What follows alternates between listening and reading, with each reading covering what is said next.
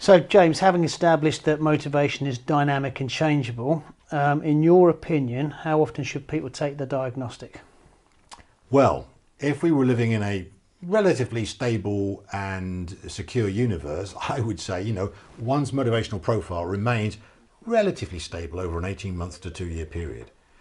But in a period of intense change and uncertainty, like we're in now under COVID, for example, where the whole world is being turned upside down, where people's job security is being threatened, I would say companies that wish to really get the best out of their staff, who wish to retain their best staff and wish to understand what is going on with their staff, would actually run the maps every 3 months or so. Yeah, I think I'd agree with that. And I think also, we've had the pandemic, we're coming out of it, but I think we live in a disruptive world now anyway, where things are changing all the time.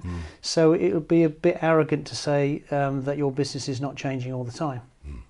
And therefore the motivations of the staff are getting impacted positively or negatively. I don't know if you'd agree with that. I totally agree with you. I mean, Peter Drucker, the erstwhile greatest management consultant in the 20th century, he reckoned only two things made money for a business. One of them is marketing, which is obvious, but the surprising thing was, he said that the other thing that makes money for a business, and he said everything else was a cost, was innovation. So in fact, the companies that survive, the companies which actually really have longevity, are the companies that have to innovate. Now, whether that's innovation of product, service, processes, systems, or you name it, they have to innovate. So what we're talking about is change. We're talking about a fundamental level, and this pace of change has accelerated. So we really now more than ever need to understand what our staff are feeling, how motivated they are, and what is motivating them, if we are going to get on top of really deploying them effectively. In other words, managing them effectively, leading them effectively. Yeah, I'd agree. I think you have to be empathetic to the change and people's response to the change. Some people will like it, but most companies now have to be agile in order to survive. Exactly. And it's not going to go away after COVID. No. It's going to be increased, I think. No, absolutely. One of the things that's come to me is a sort of HQ for Motivational Maps is, we've got over 800 coaches, consultants and trainers in 15 countries who use our product. This COVID has completely changed it. And the number of coaches have said to me, I've had to change my business model now. Yeah. This is forcing a change. So if they're not going to actually change, they are dead in the water. Yeah. So, even something as simple as a coaching service has got to rethink what it's doing from first principles in order to actually thrive and succeed in the new world order, as it were. And there's an opportunity in that, because if you pivot, you have to think about what best fits your motivations, how your motivations are going to work with pivoting. Yeah, there's no good pivoting in a way or changing in a way in which you actually contradict what fundamentally you want to do. Yeah. So, for example, there are some coaches who are really people persons.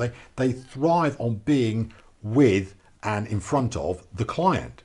There's no good saying to them, well, what you need to do now is get all your stuff online, and that will solve your financial problem because everyone will buy you something. Like, if that's not what floats their boat, how effective are they going to be if they're not really motivated to create all this online material, which is what the kind of conventional wisdom would be. They've got to think about it from another angle. Yeah, it's a great observation, because if they love audiences and they feed off audiences, and they can't do it physically through Zoom, you can do it to a point, then basically the whole point of their business, which is being in front of audiences, has gone. Yes. So what do they then do? So, I mean, we're not trying to provide a solution to that. I know of people with solutions to that problem. And so this is really exciting. But as you rightly point out, it is being aligned with the motivators, your motivators, to make the business. If it's not, as you said, you'll meet resilience at some point, and you'll crash because there won't be enough of it, and you'll be running on empty. Yeah, you'll be working for the money, not actually for the love.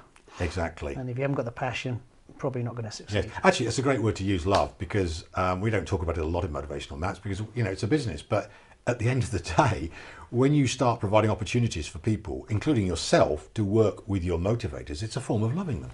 Well, because it feels good. It's interesting, isn't it? Because if you think about us as human beings, we spend most of our life sleeping, the rest of it working, and we'll have some social time. So surely the working piece should be enjoyable and should meet your motivations. Absolutely. And if it doesn't, you've got a life of misery. Exactly so. And you're probably not going to get much sleep. No. Now, why do that to yourself? Hey, take a motivational map instead. Exactly. Find out what it is that's turning you on, and then build it around. Build around it, dovetail it into it. And companies can do the same. Once they harness the motivations, they get the talent. Yeah. Well, I think we're agreeing here, Steve. I think we're on, on the same page. We might be onto something. Yeah, we might be. Let's hope the world can catch up with us. Let's hope so. Let's hope so.